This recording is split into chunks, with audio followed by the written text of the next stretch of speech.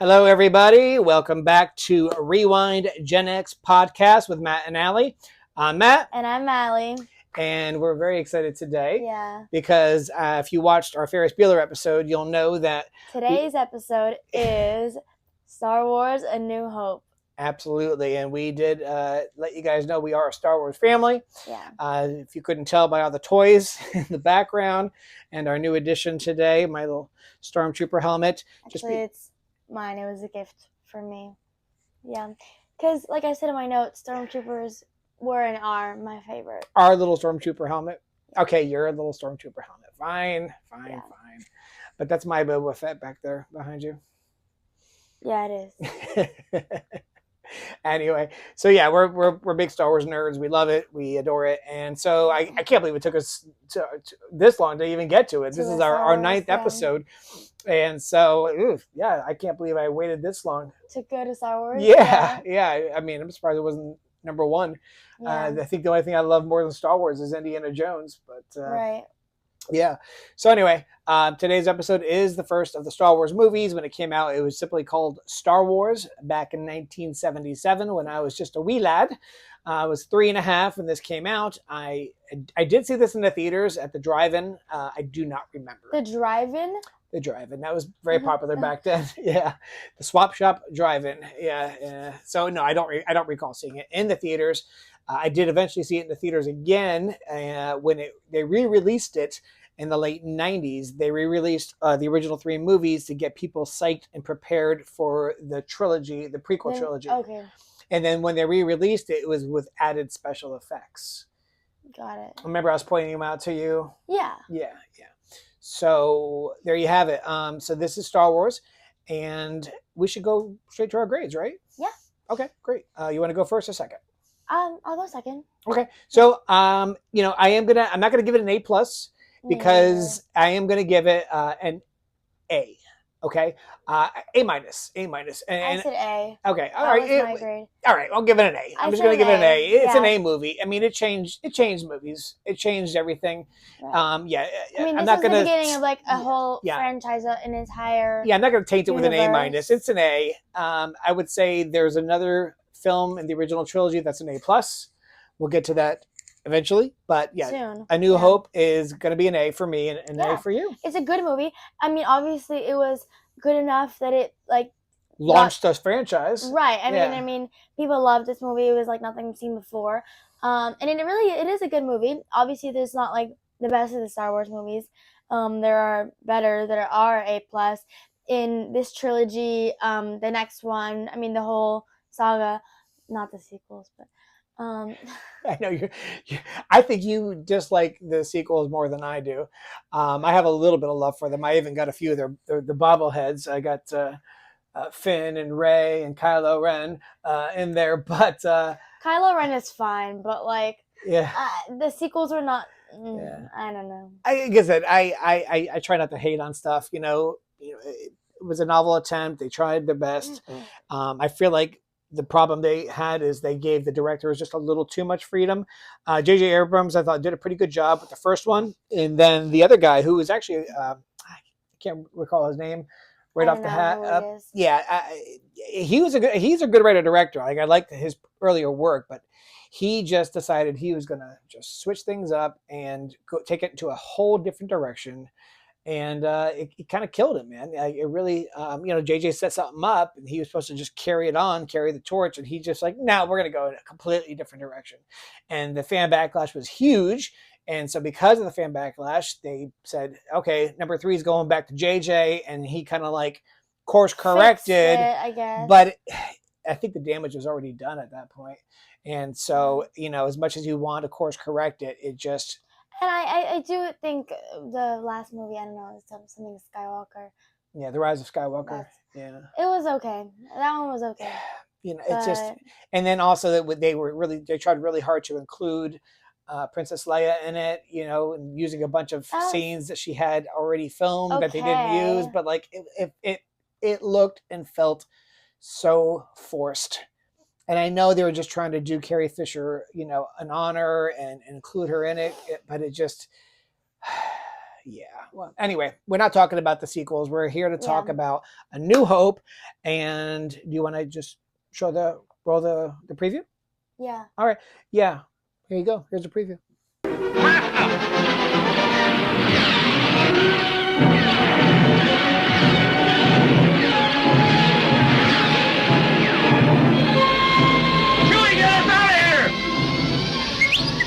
Oh my, I'd forgotten how much I hate space travel.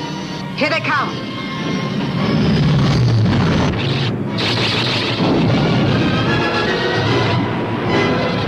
They're coming in too fast! The story of a boy, a girl, and a universe. Help me, Obi-Wan Kenobi. You're my only hope.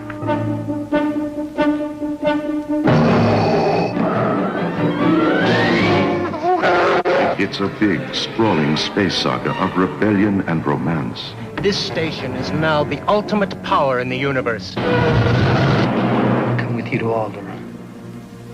There's nothing for me here now. I want to learn the ways of the Force and become a Jedi like my father. It's a spectacle, light years ahead of its time.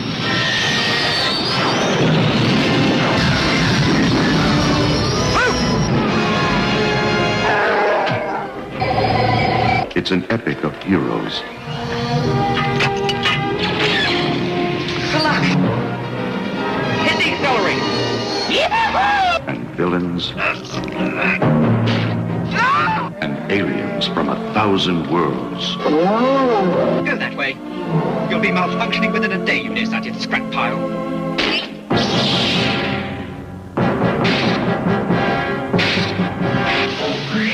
Star Wars. 1 billion years in the making. The Force will be with you. Always.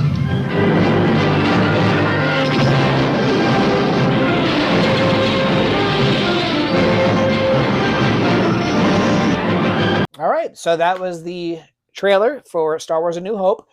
And we should probably, you want to go straight to the casting call, or do you want to do anything else? No, I think casting call. Okay, great. So we're going to go to casting call. We didn't know if we were going to mention this or not, but I had previously called it something else. I didn't realize it was like a euphemism for something bad.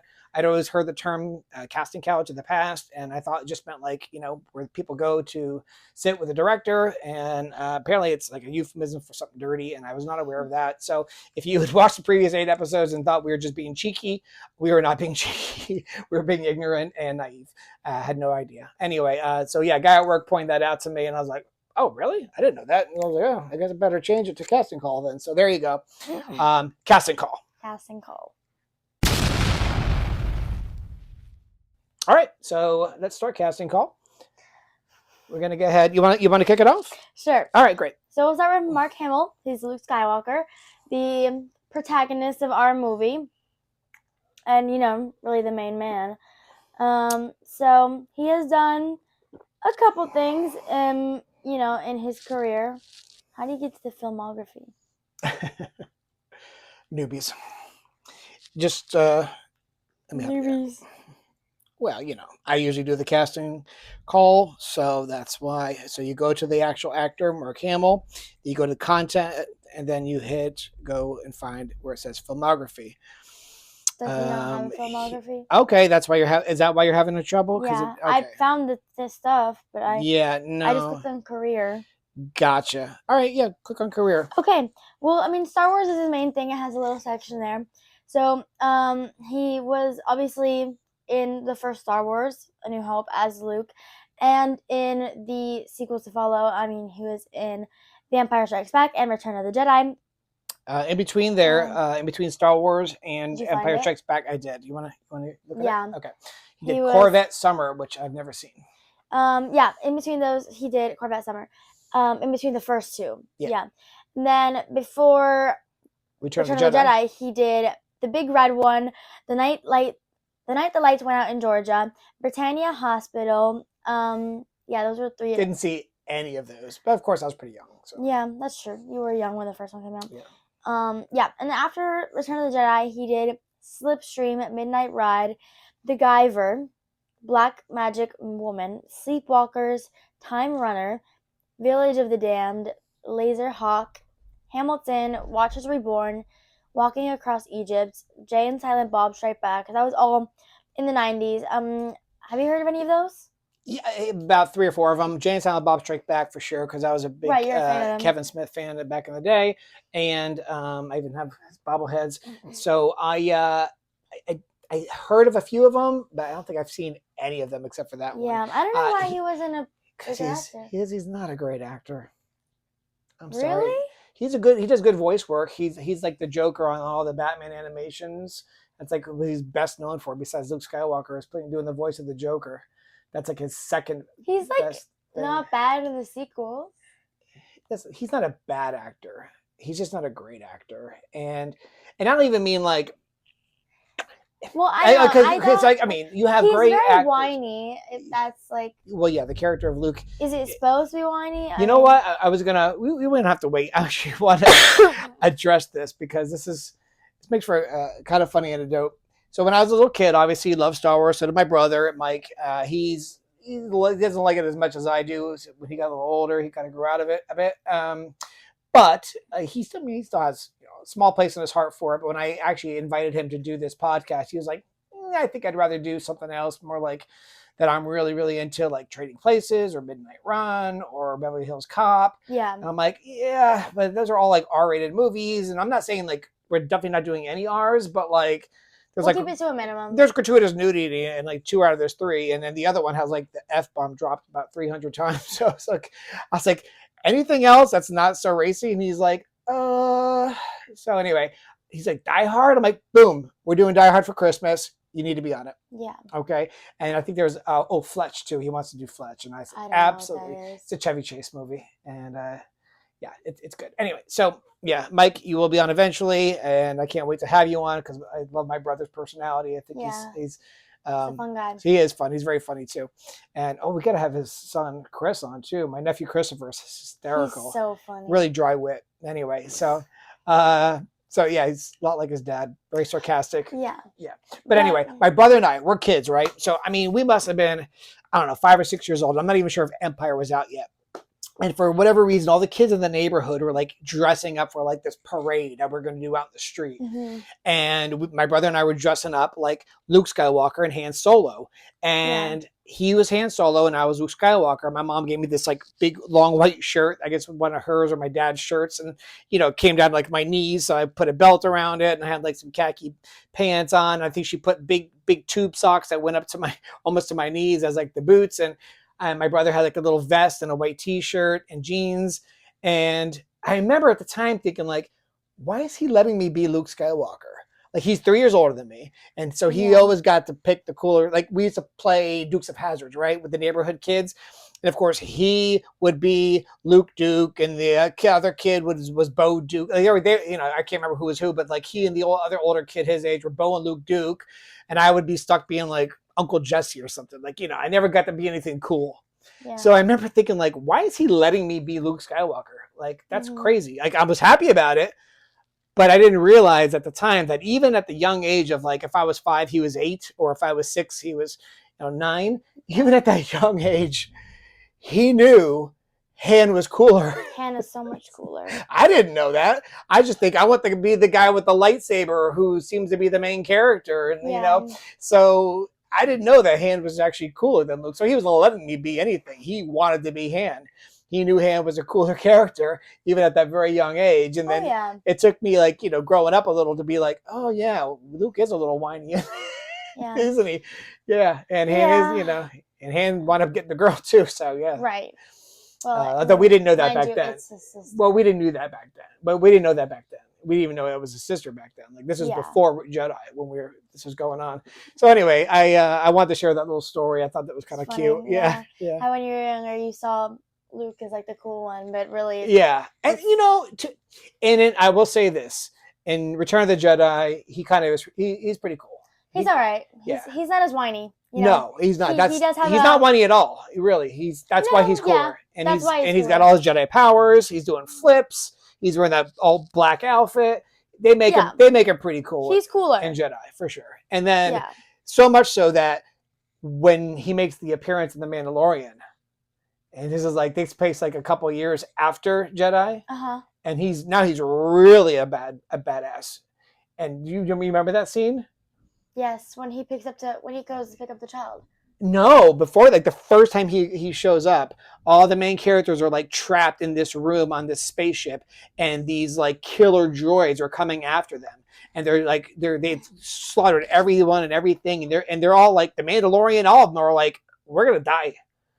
We're gonna die. We're not gonna be able to beat these things. There's like a whole platoon of these killer droids, and then you see the X-wing flying in, and you're like, that looks like an X-wing. Yeah. And then you see someone get on, and you're like, and you just see the silhouette, and you're like, there's always no, that can't be Luke. That can't be Luke. That can't be Luke. That can't. Then you see the green lightsaber. And you're like, oh my god, they better not be messing with us. They better not be messing with us. And then, boom, it's Luke. How do they do that? I think they used probably another actor, and then they CGI'd or His whatever. face? Yeah, and Mark Hamill did like go on the show. Like, I don't think he was the one walking and throwing the lightsaber around. I think they just let him use his face, and he did the voice. Yeah. But I don't know 100%, but that would make the most sense, because otherwise, he's a little overweight now. They would have had to make him thinner and change the face. No, they had another actor, I'm sure, playing it, and then put his face on that actor and his voice. Yeah. So, but yeah, and so now at this point, Luke is cool. He is very, very cool. He's no longer a whiny little B word. And so, yeah, but in this movie, he's so annoying. He's a little annoying. I can't stand him, but yeah. Yeah. So then around the 2000s, he does a couple more things. Airborne, Virtually Heroes, I know that voice, Kingsman. And then he does The Force Awakens, which was, he's at the very end. Yeah. It's not even really in He it. was in The Last Jedi in 2017, and then The Rise of Skywalker in 2019. As a Force ghost. Yeah, and since then, he's done 3 things. So he's not really in a lot. Yeah, no, he like I said, he's really made his mark later on in life as a voice actor, and a lot of people love him as a voice actor, especially as a Joker. Yeah. So there you have it, Mark Hamill. And of course, this next actor is going to be a long one. You don't have to list every single movie on our boy, but no, Harrison Ford, yeah, who's Han Solo. Wow, I mean, he's big. Yeah, he's a movie star. Yeah, I mean, he's just a straight up movie star. He's a good actor, for sure. Yeah, I agree. Oh, okay. I thought you were just saying. Yeah, no, I mean, like there's actors and there's movie stars. He's a movie star. But yeah, he can act. There's a few that are both. I would say Tom Cruise probably, he could do real actual dramatic acting, but no, you do it. Okay, but I can't find. Yeah, but then you have like your Daniel Day-Lewis and your Gary Oldman. Those guys are actors, Yeah, to some degree they're movie stars, but like Bruce Willis is a movie star. Sylvester Stallone and Arnold Schwarzenegger, those are movie stars. And Harrison Ford, I'd say, is more of a movie star than an actor. Where is his filmography? Again, you might just have to go through his it would just search Harrison Ford filmography. All right. Yeah. So sometimes they're not on their page. They have a separate whole page just for their filmography. I was surprised that Mark Hamill had his own separate page for that, because I'm not surprised Harrison Ford does, because he's got such a large filmography. Yeah. So, but Harrison Ford, I'll go ahead and kick it off. I mean, he made his debut, I believe, in American Graffiti, which was another George Lucas movie. No, that's not his debut. It says 1966. Oh, okay. Maybe, well, like a small bit He's part. uncredited, Okay. yeah. So, And then after that, he did A Time for Killing, okay. I'll know it. Journey to Shiloh, Zabriskie Point, Getting Straight, and then in 73, he did American Graffiti. Okay. But he was put on the map with that one. Yeah. Yeah. Right. And go ahead. After that, he did The Conversation, and then in 3 years later, he did Star Wars, and then right after, Heroes. And then in those 3 years, though, he was not getting very many gigs as an actor, and he went back to being a carpenter. Really? And he was actually doing some carpentry work for George Lucas, I think, on his house, but I'm not 100% if that's correct. And then Lucas was like, because he had, he knew who Harrison was. Obviously, he had hired him for American Graffiti, and he said, hey, I'm making this movie Star Wars, and I really need someone to read with my actors that are auditioning. Can you do that for me? Yeah. And so he started reading with the other actors that were auditioning. And then I guess they liked him. Yeah, George was like, you know what? Yeah, I think you'd be best as Han Solo. And as they say, the rest is history. Right. Yeah, and then after that, he did Force 10 from Navarone. Have you seen that one? No.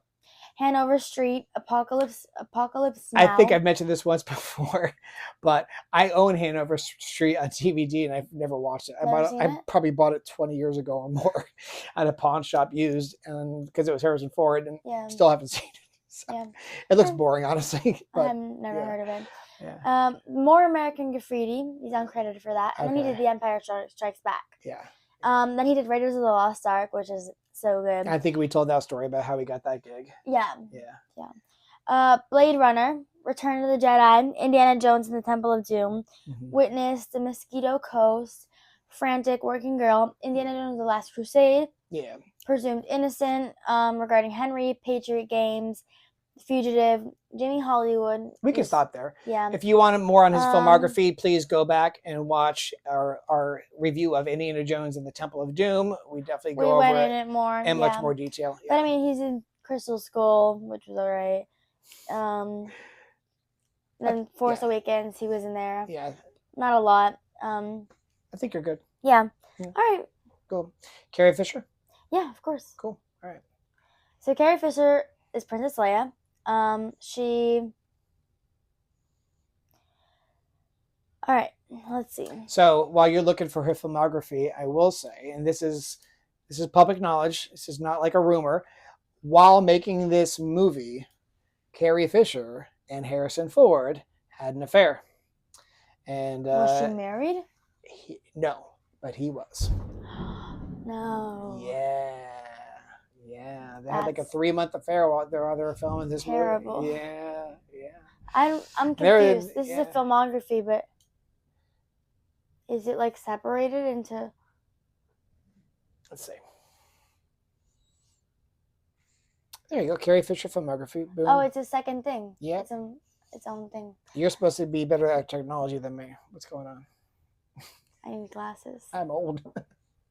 So her first thing was something called Shampoo, and it was in 75. And then she did Star Wars. Then Empire Strikes Back, The Blues Brothers, Under the Rainbow, and then Return of the Jedi, Garbo Talks, The Man with One Red Shoe, Hannah and Her Sisters, Hollywood Vice Squad, Amazon Woman on the Moon, The Time Guardian, Appointment with Death, The Burbs, Loverboy, When Harry Met Sally. She is in that. You know, a lot of people don't know, or maybe they do, but she's basically Hollywood royalty. Her mother was Debbie Reynolds, who was a very, very famous actress. And I never saw anything from her that I know of, but she was very famous in the, I guess, 50s or 60s. And then they made a movie. I think Carrie Fisher wrote a book called Postcards from the Edge about her life and with her mother. And they made a movie called Postcards from the Edge with Meryl Streep playing the Carrie Fisher role and Shirley MacLaine playing her mother's role. Yeah, that was in 1990. The movie that's actually a good movie. I really liked it. And, so it's based on her life. Huh. But she was in Drop Dead Fred. Your mom loves that movie so much. I can't stand it. I think it's one of those things where the humor factor. I mean, the guy in it, the funny thing is, like, the guy who plays Drop Dead Fred, he used to be on a show called The Young Ones. It's like a British comedy show. And I kind of liked The Young Ones. Like, he was just one of 5 guys that were all like roommates, or maybe there were 4 of them. I can't remember. I watched it years ago, but I remember liking it a lot. But him just by himself playing this character of Drop Dead Fred, I just was so annoyed. It was about as annoying as Mr. Bean. Oh, that's why Mom likes it. Yeah, she likes that kind of humor. But hey, to each their own, right? But she was in a couple more things, like Austin Powers, International Man of Mystery. She was in Scream 3. She was also in Jay and Silent Bob Strike Back. Yes. I never saw Scream 3. I saw 1 and 2. 1 and 2. And that's it. Yeah. You saw 2 also? I know you told me you saw 1. I've seen part of 2. Oh, okay. Not all. So we are going to do Scream for our Halloween movie. Yeah. We're going to do 5 Halloween-themed or scary movies. There's 5 Fridays in October. Yeah. And so we decided... Now, normally I will say this. I probably never would have let her watch Scream. I would have been like, no, we're not doing that. But she's like, no, I saw it already with my friends. So I have seen Scream. I'm like, all right. So we have a lineup, but you want to say the lineup? Or? No, I want it to be a surprise. You'll have to see Okay. each week All right. Yeah. what our next movie is. Okay. Fair enough. Fair enough. Yeah. And then in the 2000s, she did some things. A lot of stuff as herself or small roles, cameos. She was in a lot of this I don't know. And then she was in The Force Awakens, Last Jedi, and Rise of Skywalker. Yeah. And her passing was definitely surprising. Yeah. Yeah. I mean, she wasn't young, but she wasn't like so old that you'd expect her to die. So very sad. A great loss. And man, I got to tell you, every single guy my age, or 5 years younger or 5 years older, was absolutely in love with Carrie Fisher, especially after Return of the Jedi. They even made a Friends episode about it where Jennifer Aniston's character dresses up in the outfit for her boyfriend. Was it Chandler, I think? No, not Chandler. Ross. And I was not a big fan of the show. I think I've seen a total of maybe 6 episodes of Friends. It's not terrible. It's okay, but it's not my thing. I think I was in my 20s at the time, and I was working a lot of nights. I was working in restaurants, bars mostly, so I didn't really watch a lot of sitcoms. Mm-hmm. So I think I've seen a few episodes in reruns, and it's cute. I can see why people liked it, but it's a good show. Yeah, I'm not dissing it at all. It was never my thing. I did watch Seinfeld, and that was great. Am I digressing a little? Yes. As usual. I do that sometimes, but you know what? I don't even think you know where you were going with that. How did you start? Do you remember? Yeah. The outfit. The outfit. That's how I started. Yeah. Anyway. Yeah. Okay. So Peter Cushing was Grand Moff Tarkin. Listen, Peter Cushing, he was an excellent actor, but everything he did was ages ago. He was already old when he made this movie. The guy was born in 1913. Oh my God. Yeah, and he died in 1994. He was an English actor. He did a lot of Hammer productions, but he's best known for Grand Moff Tarkin in Star Wars. So I don't even. Yeah. So let me look at his filmography real quick. I mean, 1939 is his first movie. It's actually The Man in the Iron Mask, which I've never seen this version of, but I have seen the 90s version of it. Well, the 90s version, it stars Leonardo DiCaprio as the Man in the Iron Mask, and that's a great movie. It's a Three Musketeers movie. Did you know that? I didn't. Okay, yeah. It's like their third. I've read all the books. It's like the third of the books. Yeah. It's actually in the third of the books. I don't think it is the whole book. It's like 20 years later or something like that. Anyway, so let's take a look. He did. I'm just going to see if I can. A Hamlet, Moulin Rouge. What? 1952? I didn't know that was a remake. Old version. I didn't know that Moulin Rouge is a remake. Yeah, I had no idea that was a remake. How about that? Does this thing turn on? If it does, I'm sure the batteries are dead. It's just been decorating my man cave for the last umpteen years. You haven't dusted it in ages. I'm not much of a duster. So, yeah, guys. Doesn't even fit. You look good in that. Yeah. I don't know anything here. Frank, he's in a lot of like horror movies. So, Frankenstein, Scream and Scream Again, Twins of Evil. I mean, Dracula. Yeah, he's actually in a lot of old movies. Yeah. So anyway, we're gonna move on. He's most known for this, and he's great in this. He's excellent. And it's funny because like, I guess you don't pay attention to a lot of this stuff when you're a little kid. It wasn't until I was like older, rewatching this for the millionth time, that I was like, wait a minute, he's above Darth Vader in the ranking. But it doesn't seem like it because Darth Vader has the power. Yes, and he kind of knows it. Like, and you don't see him like bossing Vader around. Like he's just like the one time he's like Vader's like choking the dude with the Force. He's like, that's enough. Yeah, Vader, but he really doesn't have much power over Vader. I mean, because he knows how he's above him, but he's above him in rank. Right. But that'd be like if I was above Arnold Schwarzenegger in rank, like maybe technically I'm higher up than him, but I know he could like destroy me. Yeah. Like, and Vader is like the Emperor's favorite. Like Vader is like he's his protege. Yeah. So there are always two, a Padawan and The Apprentice or something like that. No, The Apprentice is a Padawan. Yeah. The Master and the Padawan. Something Like that, yeah. So anyway, okay, so we'll move right along with Alec Guinness, who played Obi-Wan Kenobi. And not a lot of people don't know that Alec Guinness did not really care for this role. He was another British actor who was very he didn't like astute. Yeah. Yeah, he thought it was beneath him, but he needed the money basically. So beneath him. Yeah, but he's a stage actor, and he did like all kinds of like Great Expectations, Oliver Twist. This is a great movie. I don't know what he's talking about. Well, he didn't know at the time. Oh. He didn't know at the time. He thought he was just making some like Buck Rogers movie or something like a wannabe Buck Rogers movie. There's some stupid little fantasy sci-fi movie that whatever is just gonna be another throwaway. He didn't know it was gonna change movies forever. So Lawrence of Arabia, The Fall of the Roman Empire, Dr. Zhivago. This guy was in like some real stuff here, and so yeah. But yeah, after Star Wars, he didn't really do a ton of stuff. No, it's some stuff in the 80s that I've never heard of at all. But again, he was a British actor, and he did a great job as Obi-Wan Kenobi. And I will say that one of the things I like most about the prequel trilogy is Ewan McGregor as the young Obi-Wan Kenobi. I think he's fantastic. He's so much better. Being honest. Yeah, I've heard other people saying they didn't care for him, but I don't think they care for him as an actor, Ewan McGregor. I don't know where they're coming from that. I love Ewan McGregor. He's amazing in Trainspotting. He's amazing in the prequel trilogy. He plays a great Obi-Wan Kenobi. I think he's the best. I said he's better than. Yeah, he's the best part of that whole prequel trilogy, in my opinion. I will disagree with that. Yeah. So I think what's his name? Is Hayden? Is his name? Oh, Hayden Christensen. Yeah, you're like in love with him, right? I'm in love with him. Because he's the bad boy. She loves the dark side. Or is it just because he's cute? He's just so cute. Okay.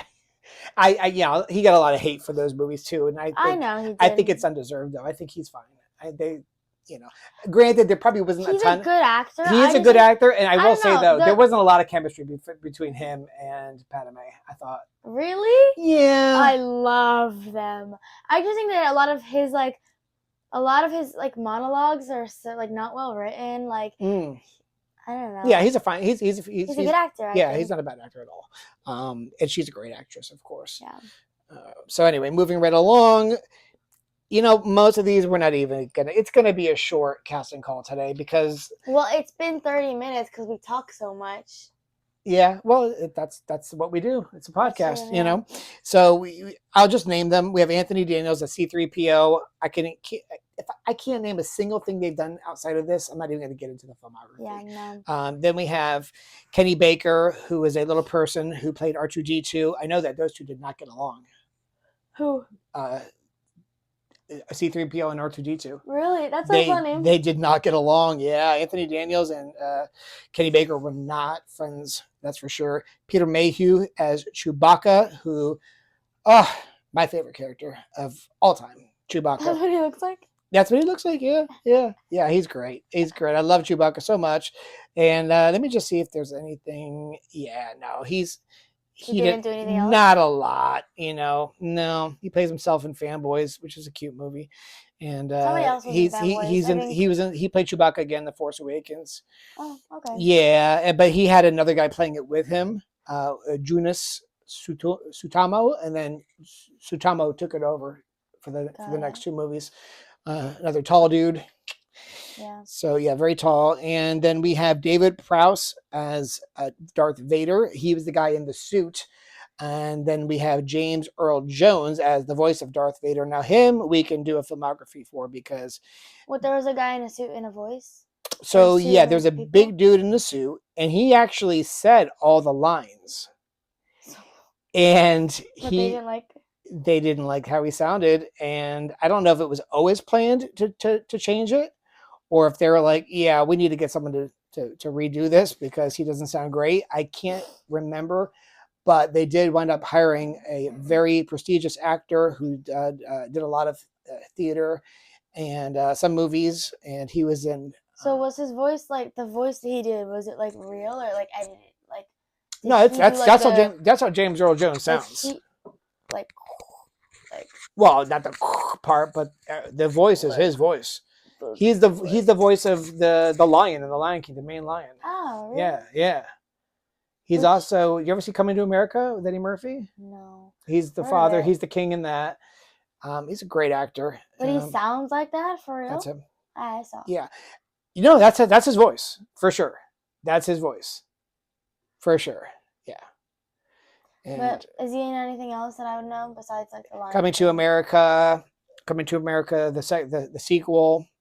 He died shortly after that movie. And his character dies in the movie too. I don't recommend it. I think Coming to America is one of the funniest movies of all time. I think the sequel is You don't recommend it? not the sequel. Oh. Yeah, no. Just like I put it right there with Dumb and Dumber 2, where it's like, just don't ruin the first one by watching the sequel. Just watch Dumb and Dumber. Yeah. just watch. You know what? I didn't even love Yeah. Dumb and Dumber that much. I thought it was kind of silly. I'm gonna get hate for that, but Dumb and Dumber, it was okay. We're gonna watch it again because we're definitely gonna do it next year. Okay. Yeah, and I think your opinion will probably change. Hope it wasn't as funny as I thought. Maybe it was built up too much for you. I think everyone said it was so funny, and it was alright. Yeah, and then Conan the Barbarian is James Earl Jones plays the villain in that movie. He's like he can turn into a snake. He has an EGOT.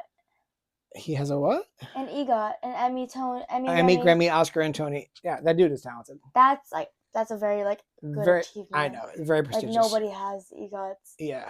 Even, like Whoopi Goldberg has an EGOT. Does she really? Yeah. No kidding. Wow. But there are people who are close. Rita Moreno has one.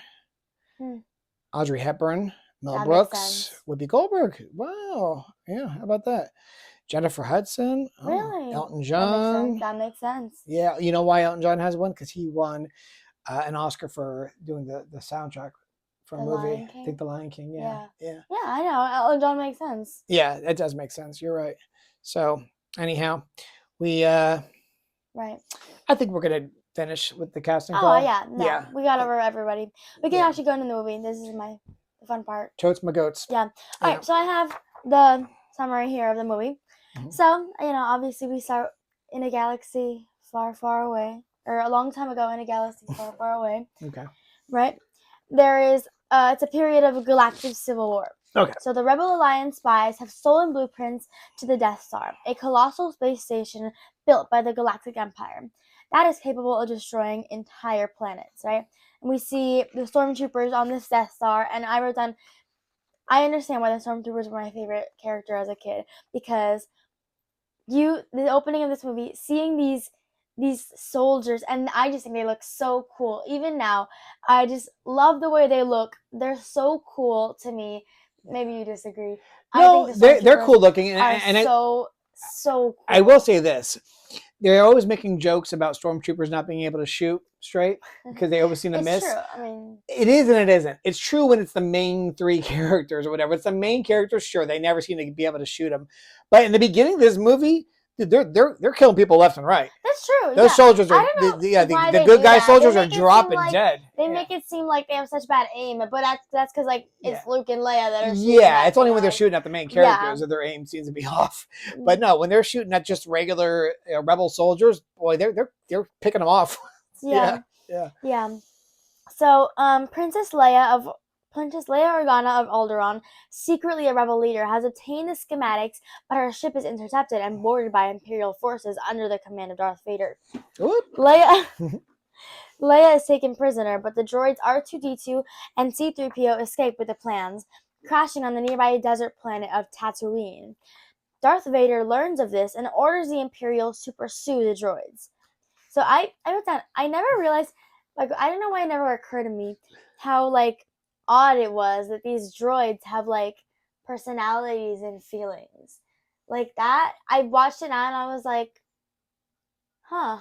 Like, But now that we have AI for real, does Yeah. it make a little more sense? yeah, sure. Yeah. But, like, I don't know. And, like, not every droid has, like, You're right. Every droid, Personalities no, and they feeling. don't. Only certain ones. only, like, yeah, I don't know. Yeah. But I'm like watching it. I'm like, now I'm thinking like, huh. I did make a note though, which I said, how was R2D2 able to roll in the sand? I mean, he's got these little rollers on his feet, right? He's just rolling like. Why wouldn't he be able to? Well, somebody who has gotten his truck stuck in the sand because I don't have a 4x4, I can tell you, no, you're not rolling in the desert sand on these little tiny wheels on the bottom of that thing. Now, in future movies, you learn he can actually like fly with a little jetpack, but he's not doing that. He's just rolling in the sand. I'm like, yeah, I don't know. yeah. And like also, I don't understand how he gets like through the terrain and like there's like parts.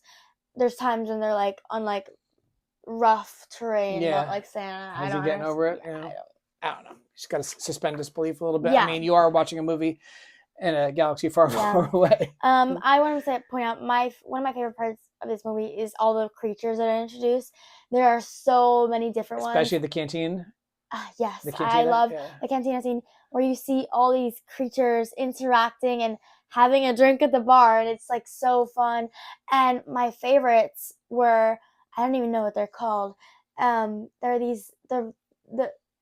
think the stormtroopers are riding them.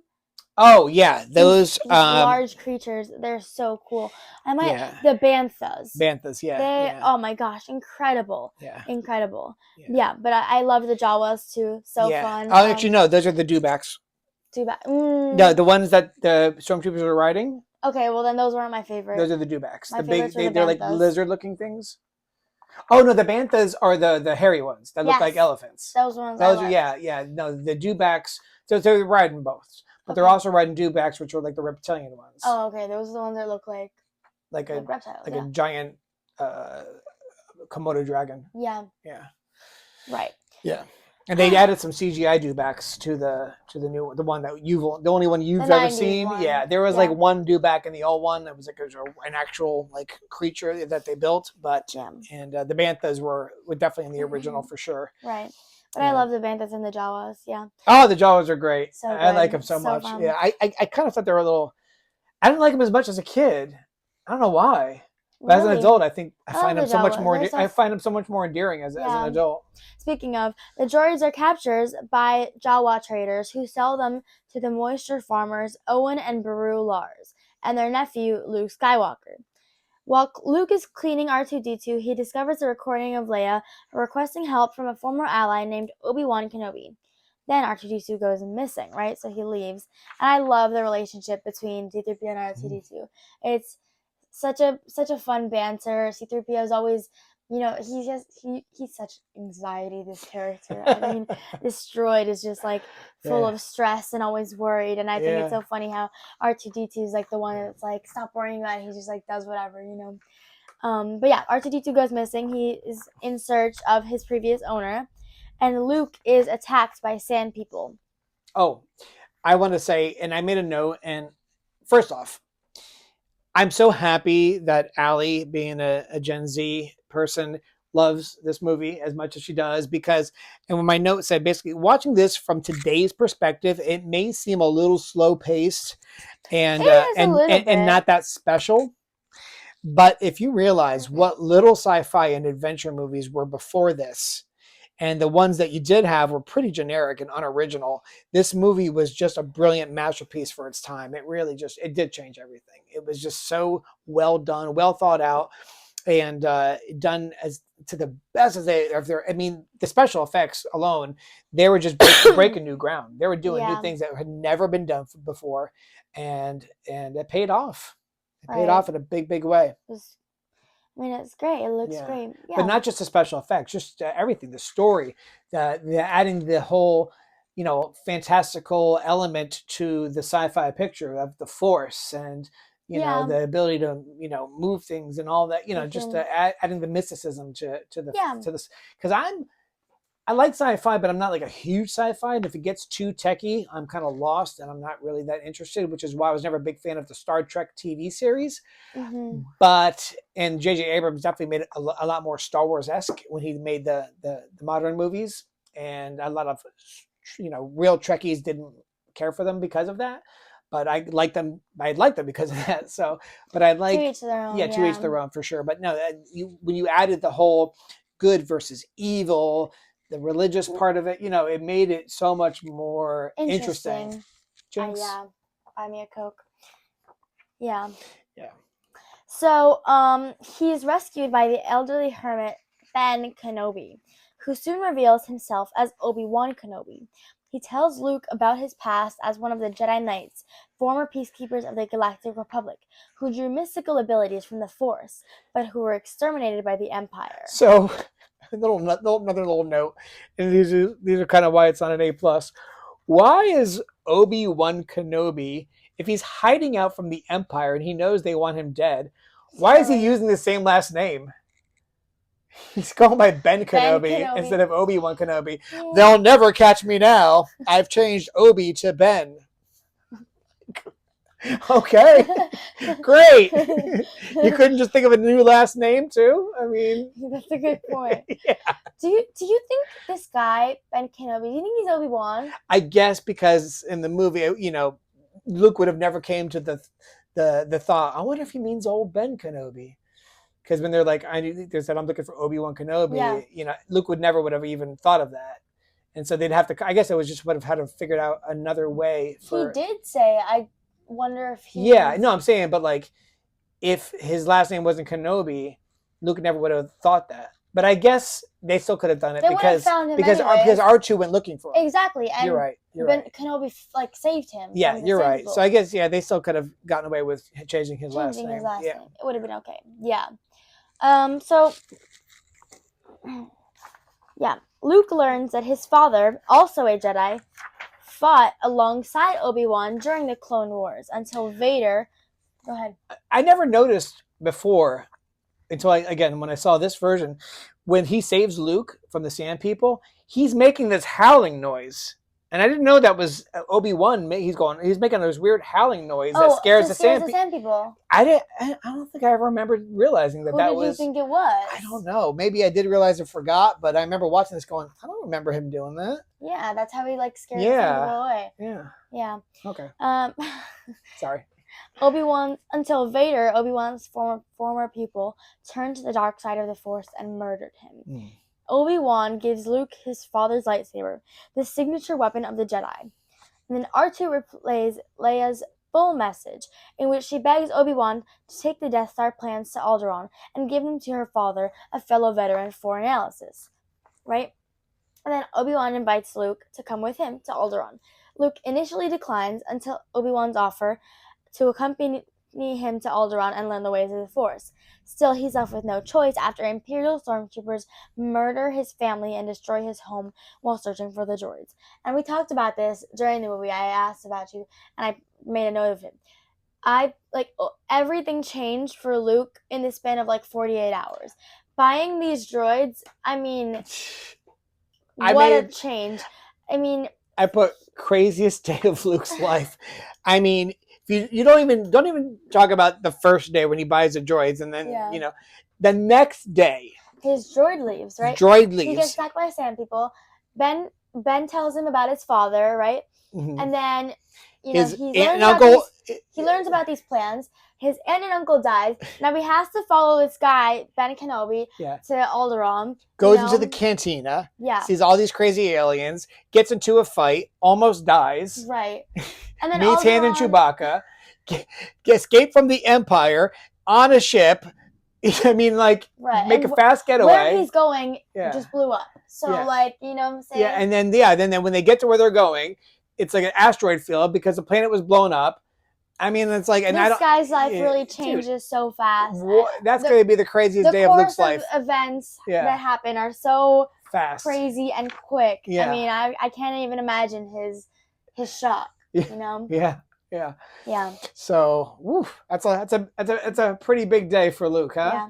And then we obviously the summary doesn't really talk about it too much, but during this in between scenes we see the scene where Darth Vader chokes this guy. I don't know which one to mention it because it's just so good. So cool, right?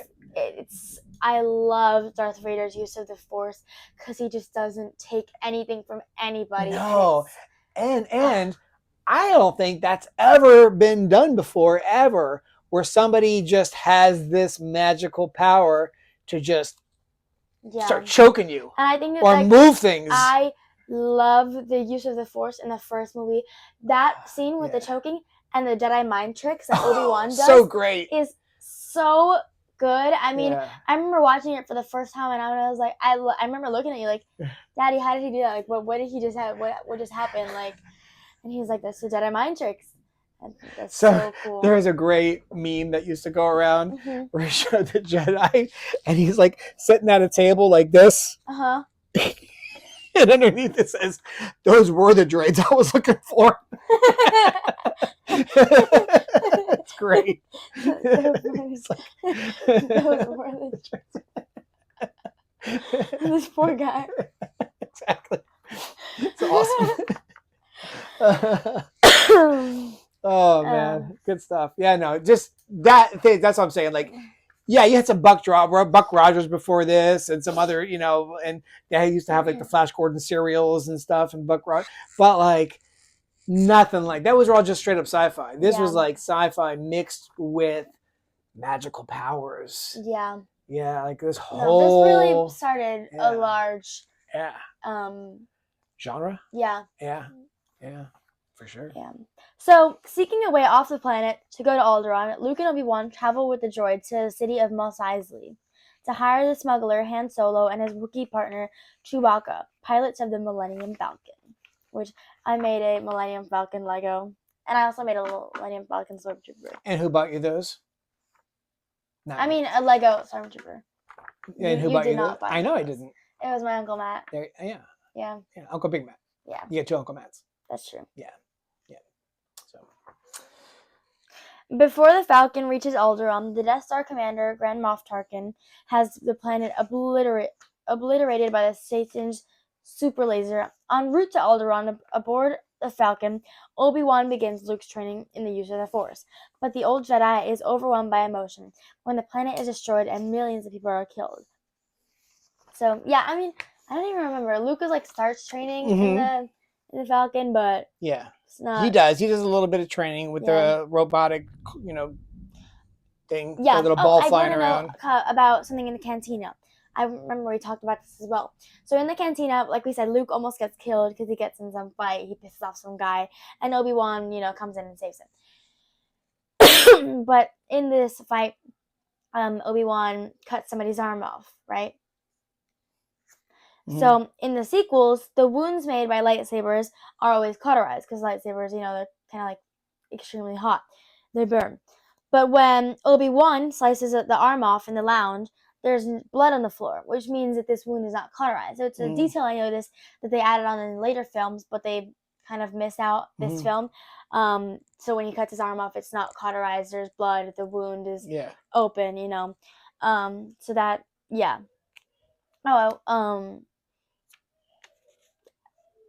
Yeah. Then, where am I? Oh, I wanted to share this real funny meme before you go on. So I just thought it was so funny. I had to look it up real quick. So what Vader must think of Han Solo, right? Of Han Solo? Yeah. Okay. Han Solo shows up on Vader's Death Star hours after Alderaan was destroyed. On his ship, he carried Vader's son, Vader's daughter, Vader's astromech, R2-D2, the protocol droid Vader built as a kid, C-3PO, okay, the Wookiee who saved Ahsoka's life, Ahsoka was Vader's apprentice, okay, and literal Obi-Wan Kenobi back from the dead, who was Vader's apprentice or Vader's master. Vader's padawan. Yeah. So Vader must have been very, who in the Mustafar was that bleep in the vest? Yeah. Yeah, and then something like a day later, he sneaks up on Vader, one of the greatest pilots of the galaxy has ever seen, and essentially a heavily modified 18-wheeler, and shoots him in the butt. Yeah. So funny. I love, You love your memes. I do. Memes are one of the fun parts about the internet. I know there's, in social media, it's a mixed bag. There's good and there's bad, but who doesn't love a funny meme, right? Yeah. Yeah. Upon arrival, the Falcon is captured by the Death Star and the Death Star's tractor beam. but the passengers avoid detection and infiltrate the system. As Obi-Wan leaves to deactivate the tractor beam, Luke persuades Han and Chewbacca to help him rescue Leia, who is scheduled for execution after refusing to reveal the location of the Rebel base. After disabling the tractor beam, Obi-Wan sacrifices himself in a lightsaber duel against Vader, which I don't know why he had to die. I still think about it to this day. And we did talk about this. There was a good reason, but I still think it was like... Yeah. Did he have to die?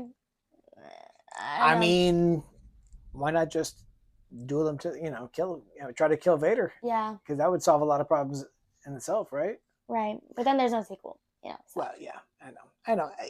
It is what it is. I mean, you can argue till you're blue in the face as to whether or not that was a smart move or the best move or not, but it's the move he made. It worked out in the end. It certainly did. Yeah. It did. So, which allows the rest of the group to escape. But before that, we have like this fun scene of, Luke and Han saving Leia and then them in the trash compactor.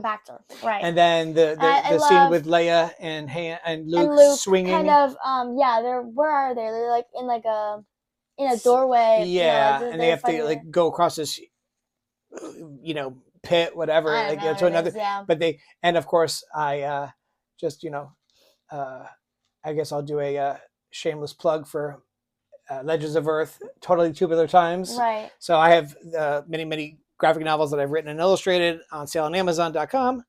But one of them is two books, one in a sequel, the Legends of Earth Through Time and Space, and then Legends of Earth Totally Tubular Times, which takes place a good part of it in the 80s.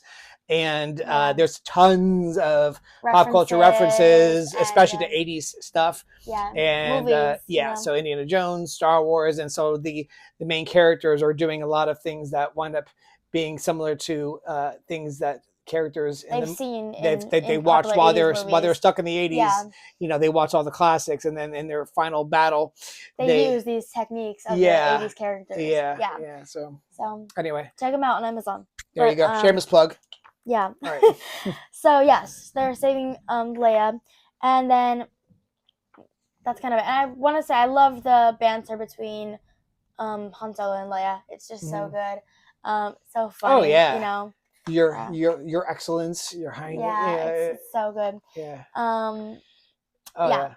And the battle between Darth Vader and Obi-Wan, it's good. I mean, like I said, there's a really cool, I don't know if it's a meme, but like a AI video that somebody made, and it's basically like, because you first see them meet and they both open their lightsabers, and then when you see them again, they're dueling, right? Somebody made like a scene that takes place in between where they have like a crazy hard nosed bam bam bam really badass duel. Yeah. And then like it's kind of like a the cut scene, like here's the scene you didn't see where they really go at it, Yeah. And then it goes back to the slower two old men. But again, if you don't know, you don't know. And when that first came out, it was super cool. No one had ever seen lightsabers. They're having this duel. It wasn't until we got the first prequel movie where say what you will about the movie, but I think almost anybody, whether you liked it or didn't like it, can honestly agree with me that 10-minute fight scene between Darth Maul, Qui-Gon Jinn, and Obi-Wan Kenobi was worth the price of the ticket. Incredible. It's incredible. That first movie kind of sucks. I'm not gonna lie. I actually really the pod race went on way too long. Makes me so mad, and the actual beginning. Yeah. That movie kind of sucks. I don't hate it like she does. I think it's a good movie. The pod race could have taken at least 5 minutes off that pod race. It was way too long. Jar Jar, Jar Binks is so annoying. I'm not the hater you are. A lot of the beginning, I felt like either unnecessary, annoying, not well done. It was not my favorite movie. But what was well done? Say that was good. The Jedis. Yeah.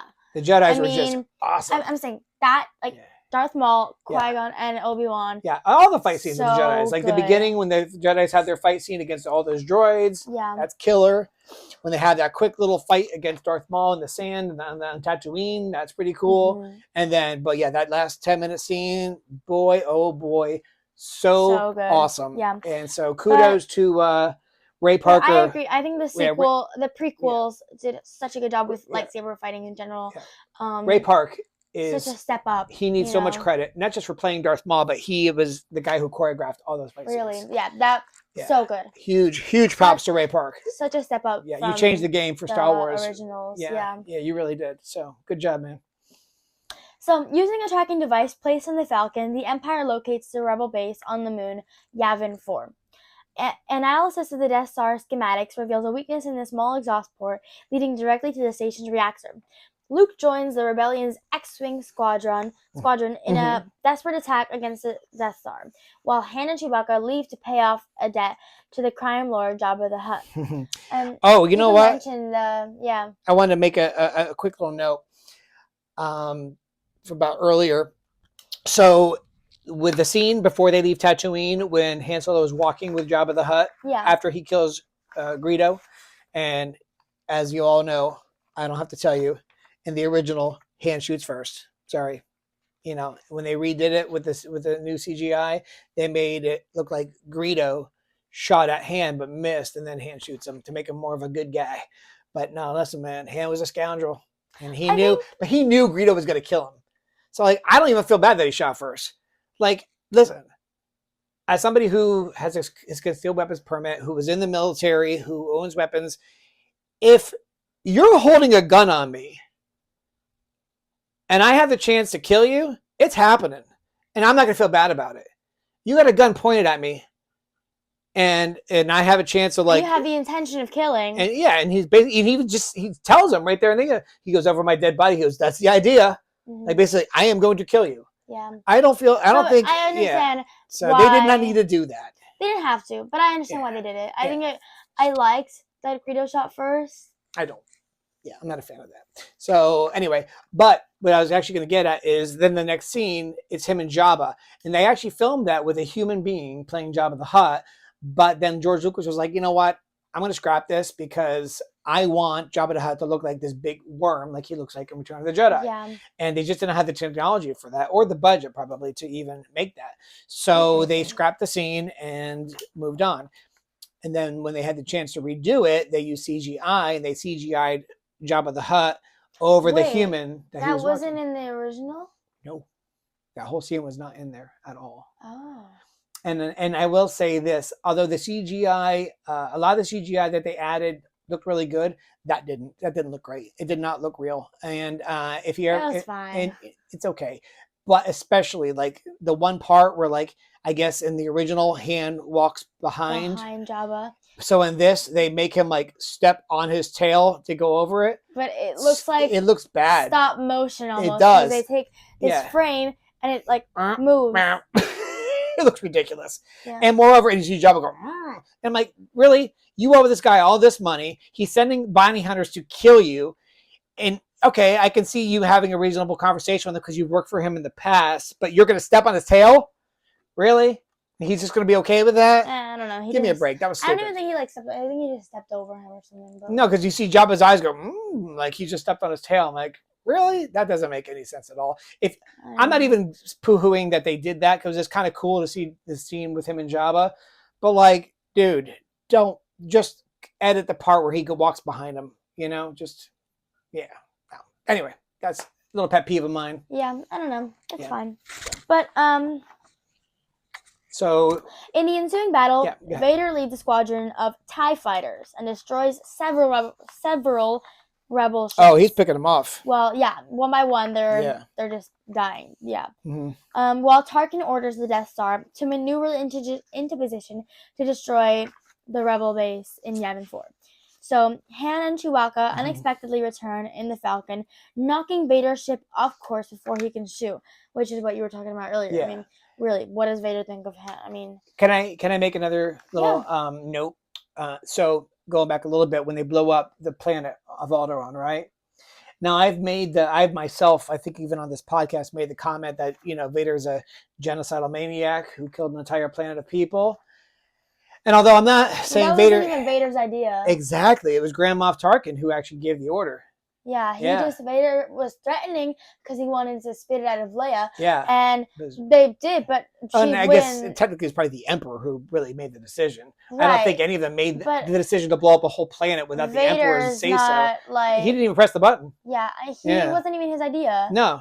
So that wasn't Vader that did that. Although I mean, he's still not innocent. I mean, he's not like he was he like killed no, a bunch of but he killed a bunch of little kids in part 3, episode 3, younglings. So like he's certainly no good guy. He but, is. But yeah, I guess I wouldn't Yeah. call him genocidal at this point. So the He's Emperor not for sure. a good person. No, for sure. He definitely turned to the But dark he's side. misunderstood. He's just misunderstood, guys. Yeah. Yeah. Go ahead. She's got a lot of feelings. So, they return Han and Chewbacca, Mhm. knocking Vader's ship off course before he can shoot Luke. Guided by the voice of Obi-Wan's spirit, Luke uses the Force to aim his torpedoes into the exhaust port, which I guess is cute. I guess it's sweet that he uses the Force, Mhm. but I was like, really, like Obi-Wan was like he was using the computer to help Yeah. him like shoot. Yeah. Obi-Wan's like, Well, the other guy used the computer and Luke missed. use the Force, Yeah. like Yeah, because he really? knew the Force was strong with Luke. The other guy used the computer and he missed. well, the other guy sucks. But Obi-Wan knew the Force was strong with Luke because he knew who his father was. And he was basically like, no, you got this. Use the Force. It's going to go right in. And it did. Boom. Beginner's luck. Sure. Yeah, Go ahead. causing the Death Star to explode moments before it can Mhm. fire on the Rebel base. Vader regains control of his ship. He sees the destruction of the Death Star and he flees into deep space. Then we see the scene where Leia awards Luke and Han medals for their heroism in a triumphant ceremony. And no medal for Chewie. No, I know medal for why What no the medal? heck? What the heck, guys? This is discrimination against Wookiees. You said it, sister. Absolutely discrimination against Wookiees. But it was a good Uncool. ending, and I liked Yeah. the suspense. The last scene, it was good. Vader's attack and everything. So It's a good. great good movie. scene, It's a yeah. great movie, and there's a reason it changed movies Yeah. after that. But obviously, I do think The Empire Strikes Back is better, and so is Return of the Jedi. I mean, is it Return of the Jedi? Yeah. Return of the Jedi. Better. Then both of them are better than this one. I would agree. Yeah. A lot But of it's a people, great a lot of people disagree about Return of the Jedi. A lot of people didn't Really? like the Wookiee, not Wookiees, the Oh, Ewoks. The Ewoks are like my favorite. Yeah, But that's they just don't bother 'cause me. And again, like a lot of they're when, cute. when we're talking about the Ewoks or even Jar Jar Binks, these movies are not just for grown-ups; they're for kids too. That's okay? true. Yeah. So like sometimes you're gonna have some cutesy stuff in it, and you just need to suck it up. But I think Jar Jar Binks is 10 times more annoying than the Ewoks. Fair enough. Jar Jar Binks is such an unnecessary character. So we're gonna get to Trivia. It's time Yeah. for fun facts. fun facts. Okay. So I'll kick it off, and then I'll go ahead. hand it off to you. All right. So we're gonna have, I think there's like 20 something, 29, 28, 29. We don't have to go through all of them, but like if I had went through IMDb, there'd have been like hundreds of them, and like so There's 29 facts or pages. facts. Oh, okay. Yeah. So Just Luca, skip and pick your favorites, well, these I did. Oh. I already went through them. And So, there's still but if we 29? start going short on time, we'll just have to cut it short. But Well, so Lucas, we're running short, but it's not like we have sponsors who are going to be yelling at us. that's true. I know, a lot of the feedback I get is that the podcast is too long, but I would say, well, then just watch it in parts, in segments. Or you can watch it on like 1.5 speed. There you go. Yeah. Or just, just listen to it. You don't have to watch it. I mean, I know we're pretty, but you don't have to watch it. You can just listen if you want. Anyway, so Lucas struggled to get the film made. Yeah. So in 1973, George Lucas had directed American Graffiti, which was a coming-of-age drama set in the 50s, Americana, and it was very successful, but on a budget of just $777,000, the movie made $140 million. So it was actually twice as successful as Star Wars if you go by like the Numbers wise. Yeah. So following the success, United Artists asked Lucas if he had any more ideas, and he told them about a space opera that's a bit like a Western and a bit like James Bond. At this point, Lucas had a 14-page treatment called The Star Wars, and they passed on it. So did Universal, so did Disney. There was Wow. there was a division of Paramount called the Directors Company that was owned by Francis Ford Coppola, the guy who did the Godfather movies. Uh-huh. and a few other guys. But anyway, Coppola tried to get it made for him, and eventually they passed on it too. Finally, in like a last desperate attempt, Lucas pitched the idea to the head of 20th Century Fox, Alan Ladd. And on that pitch, Ladd said, I had no idea what George was talking about, but I knew he was talented, so I invested in him. And he greenlit the film with an $8 million budget. Wow. Yeah. That kind of trust in a person is crazy. Yeah, but it paid off. The guy had of course. the guy had good instincts. He knew somebody who was, who had the talent. I'll do another one real quick and then I'll pass it over. So the deal Lucas struck with the studio was pretty lucrative. I love this one. I think most big Star Wars nerds know this one, but it's so cool. So Lucas agreed to get paid $150,000 by Fox for writing and directing the film, which is not a huge amount even at that time, on 2 conditions. This is where Lucas's genius comes out. Lucas would get full rights over any sequels to Star Wars. Very important. Yeah. And even more lucrative, he got rights to all the Star Wars merchandise, toys, books, video games, clothes, everything. So the merchandise for the movies was worth very little at the time. Most movies didn't have merchandise for it, There's very few movies did that.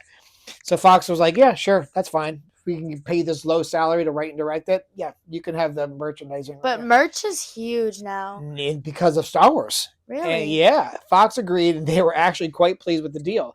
But since 1977, through that deal, Lucas has made $6 billion, making him the richest filmmaker of all time. Wow. Yeah, because Star Wars merch is huge. It's still huge. Yeah. I got it all over huge. over my guest room / man cave. Like people, I don't remember. I had more when I had like an actual like big man cave at our last house. Right. I converted the garage. Had a lot. I had a lot more. I had to get rid of a lot of my toys because now I don't really have a man cave. I have a guest room that I've kind of taken over. Decorated basically. Yeah. But I had to get rid of like half my stuff anyway. But yeah, Star Wars merchant is huge. Yeah. So, and I'm gonna skip that one. Yeah. Okay. I just say that. Okay, real quick.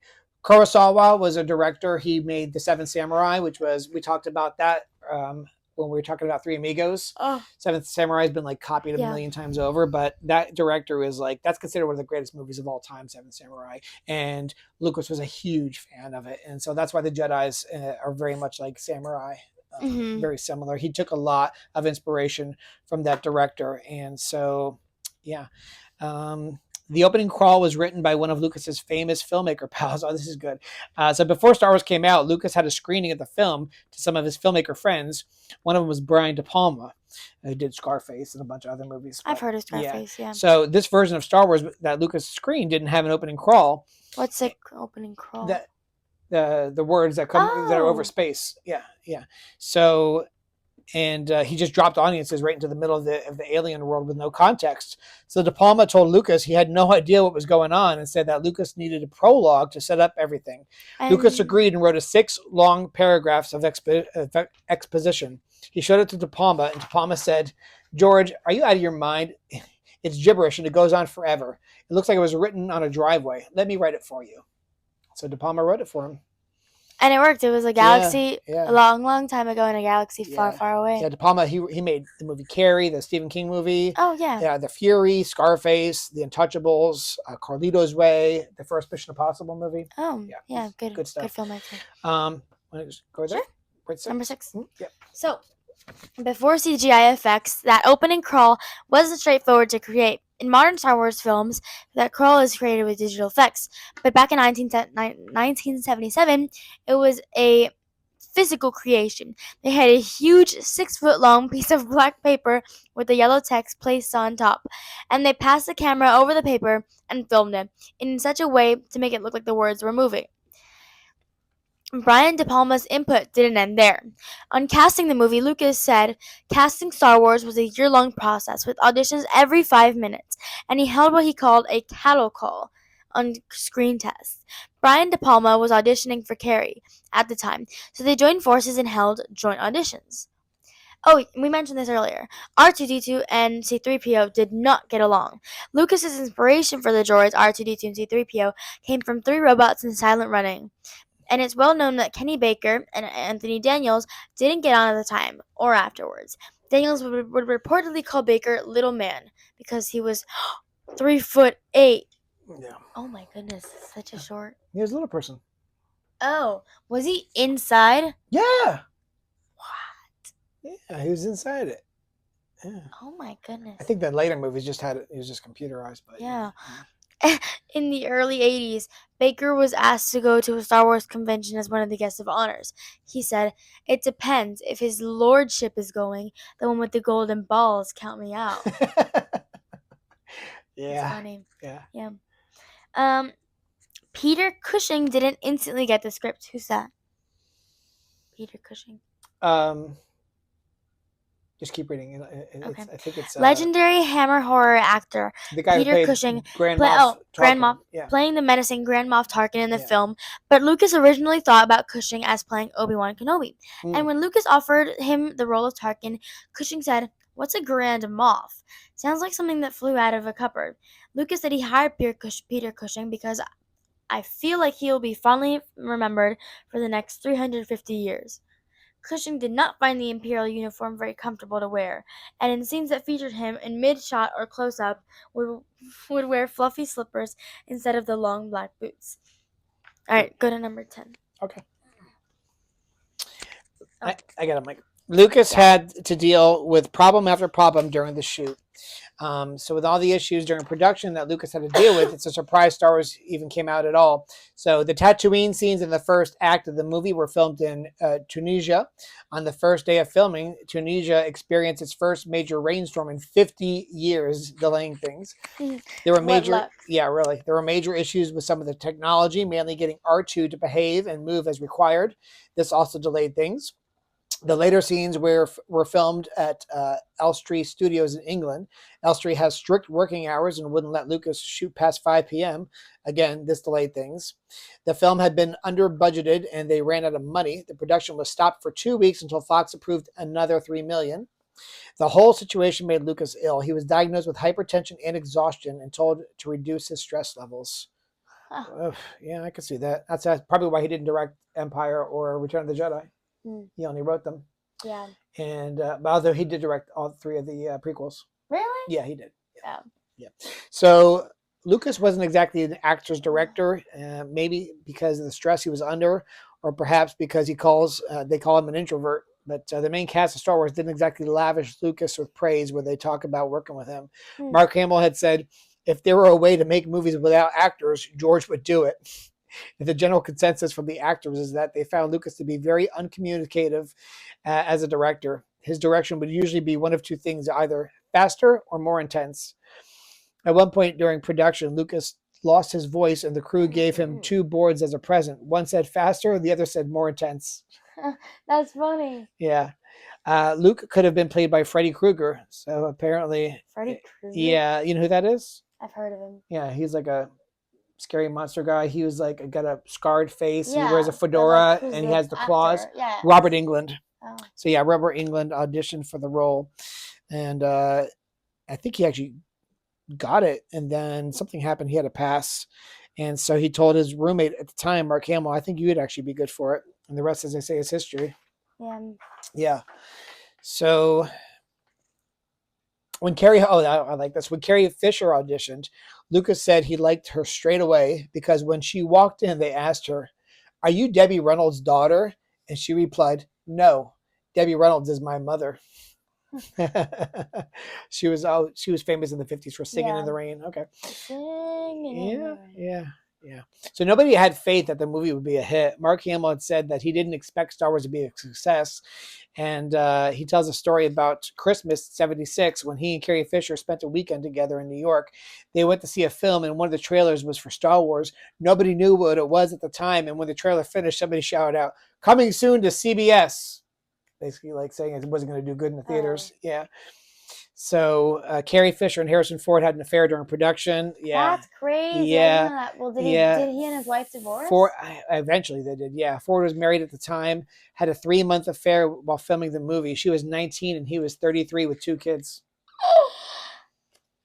2 kids. Talk about the age gap, sir. Yeah. Yikes. Yeah. Yeah. So Carrie Fisher did not like the buns that she wore, and she used to call them the buns of Navarro. There was a movie called The Guns of Navarro, and so Why yeah, not? They're so iconic now. she just didn't like it. She wasn't crazy about her costume at all. Yeah. So you want to start right here, Yeah. 17? Yeah. We'll do a few more, and then we'll call it quits. I don't care if this one goes a little over because it is Star Wars. So. Yeah. Yeah. Han Solo could have been very different.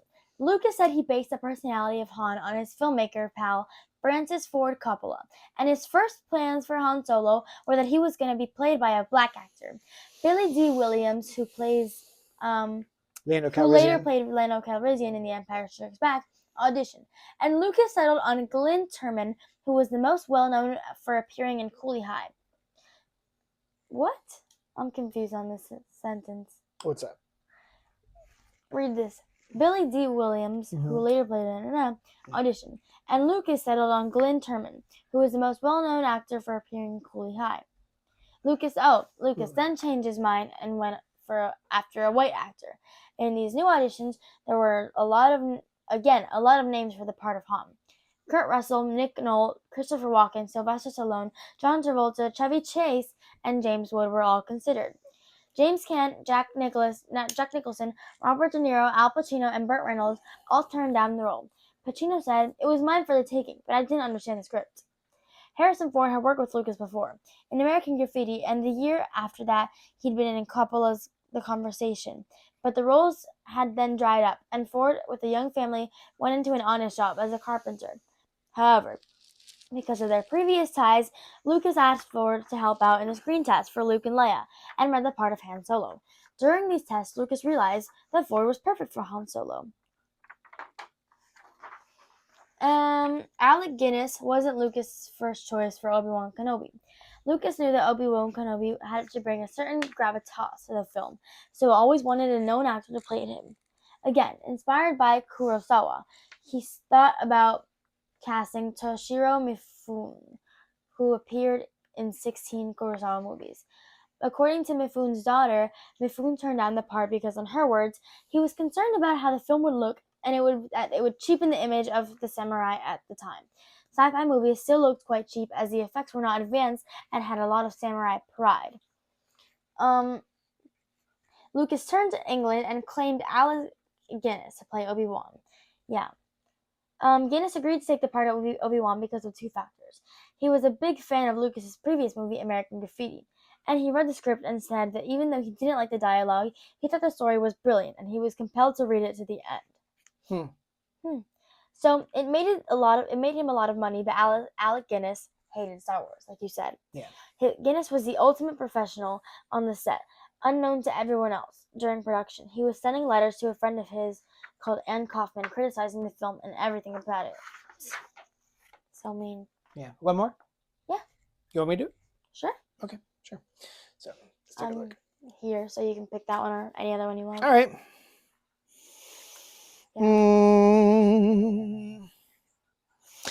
No, these are just going on that he took sources from, inspiration from Flash Gordon and Buck Rogers and all that stuff. Yeah. And we knew that already. Okay. So yes, because we haven't mentioned him yet. So, and he is a huge, huge, huge part of the success of Star Wars. So I'm going to include this one, John Williams. Lucas' original plan for the music was not to use John Williams. Oh, he's the composer. Yes. Originally, Lucas had planned to follow what Stanley Kubrick had done with the movie 2001 and not use an original score, but classical music to give the movie a grandiose feel. Lucas mentioned this to Steven Spielberg, who said, "You're making a very original movie. You need original music to go with it." Spielberg had just worked with John Williams on Jaws, where Williams won an Oscar, and introduced him to Lucas. And as they say, the rest is... John Williams is so good. So good. Yes. He's actually won many Academy Awards, John Williams. And his music in Jaws was good. Yeah. Well, speaking of Jaws, this is such a good leeway. Our next week's movie is going to be Jaws, which kicks off our October Scary Movie Fest. Yes. So we're so excited about our October movies. Like I said, we're not going to reveal them. This is the first one that we're revealing. Well, we've revealed like 3 out of the 5 already. No, we didn't. I revealed Scream today. That's the one on Halloween. And I think last week or the week before, we revealed what one of them is going to be also. Did we? Yeah, when we did Ferris Bueller, because I mentioned remember the nose. Oh, yes. All right. Well, But you don't know what the other two are. no. All You'll right. find out. So watch Jaws. So you can watch it. You can talk about it with us Yes. in the first week. So I will say Yeah. real quick, she and I watched Jaws at the IMAX for the 50th Yeah, the anniversary. It was anniversary. her first time seeing it ever.